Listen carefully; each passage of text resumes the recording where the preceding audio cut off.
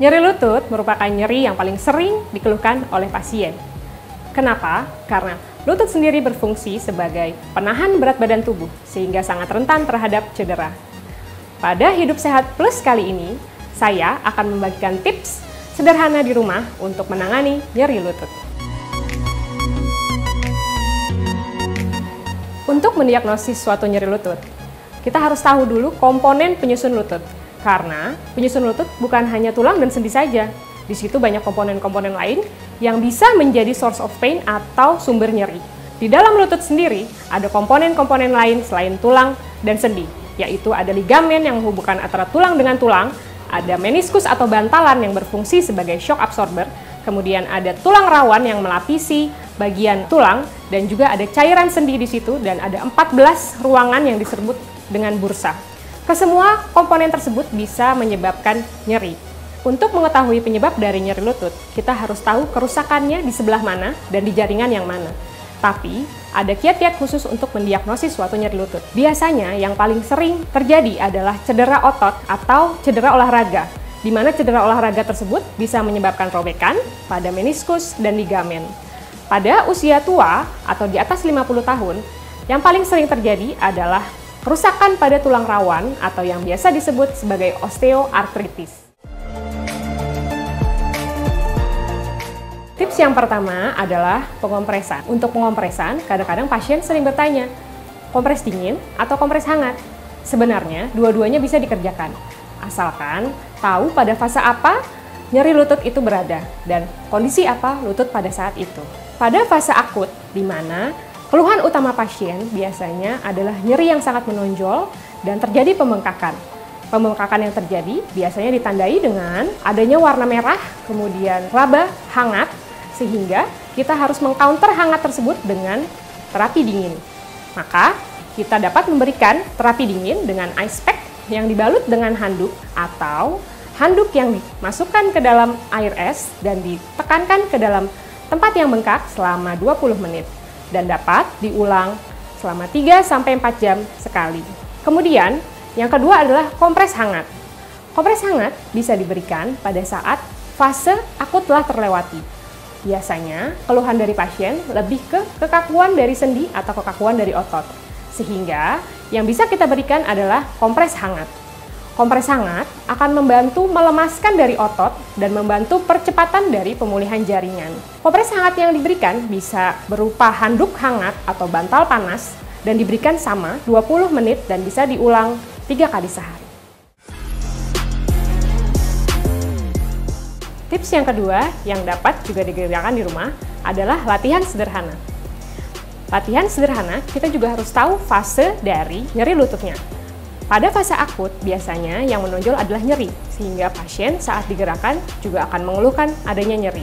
Sehingga kita punya latihan tertentu yang disebut dengan latihan isometrik. Latihan isometrik merupakan latihan yang tetap mengontraskan otot tanpa menggerakkan sendinya. Bagaimana caranya?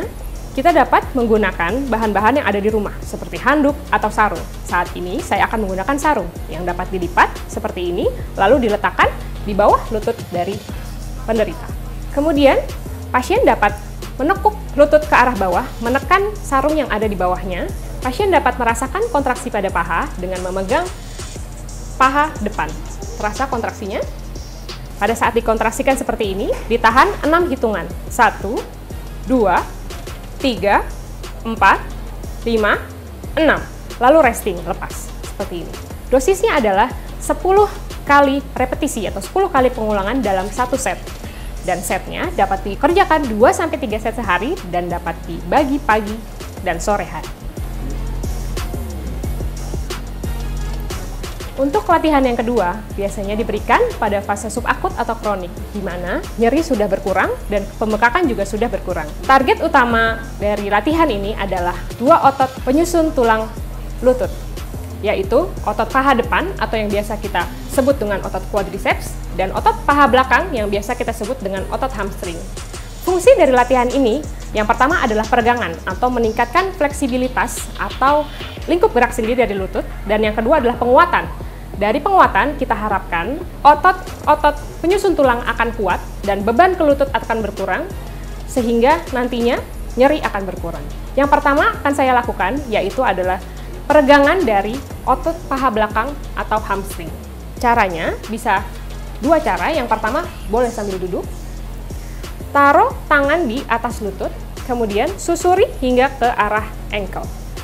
Nah, dirasakan tarikan di paha belakang, boleh ditahan selama 10 detik, dan diulang 10 kali satu setnya, boleh dikerjakan 2-3 set sehari. Namun, kita harus hati-hati. Pada pasien-pasien lansia, biasanya sudah ada keluhan nyeri pinggang, sehingga kita bisa melakukan modifikasi dari latihan ini dengan cara tiduran.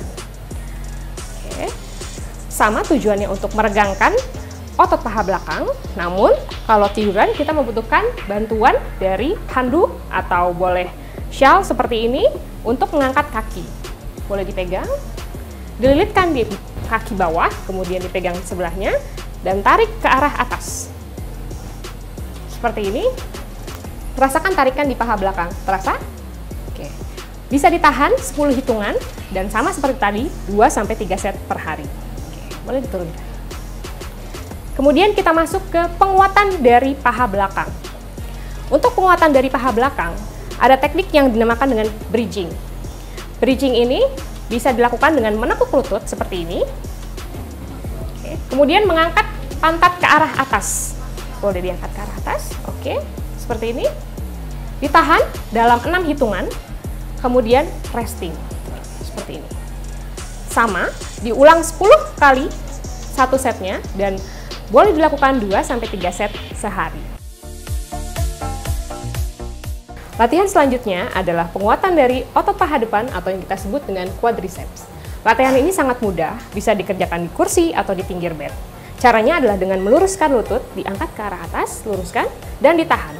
Rasakan kontraksi di bagian paha, terasa? Bisa ditahan selama 6 hitungan dan dibagi menjadi 10 repetisi atau 10 kali pengulangan, dibagi menjadi 2-3 set dalam pagi atau sore. Pada usia muda, biasanya gerakan seperti ini kurang menantang sehingga bisa ditambahkan pembebanan di bagian ankle.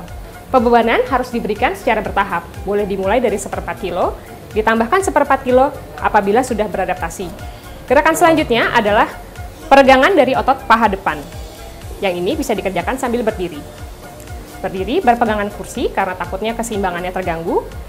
Kemudian tekuk lututnya ke arah belakang, seperti itu. Kemudian dipegang pada bagian kakinya. Dirasakan tarikan pada bagian paha depan. Terasa? Boleh ditahan selama 10 detik, kemudian resting.